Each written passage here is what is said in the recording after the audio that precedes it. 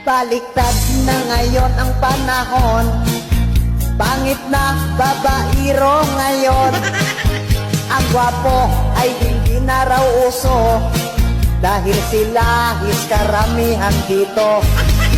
Maswerte talaga tayong pangit, habulin tayo ng mga chicks. Kahit mukha mo'y parang arinola, walang problema basta't may pera ka. Pangit na talaga uso ngayon, ang gwapo ibasura't itapon. Malas raw kung gwapo ang boyfriend mo, wala raw bawas mga support ito. Si Dailin, gwapo raw kanyang boyfriend, nang diri siya tuwing pagsapit ng dilim.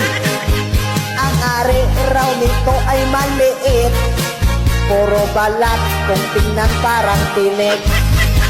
Nagsawa si Dailin sa gwapo, kaya pangit na raw ang kanyang gusto. Pagpangit raw kasi ang boyfriend niya, laking batot raw ang dala-dala.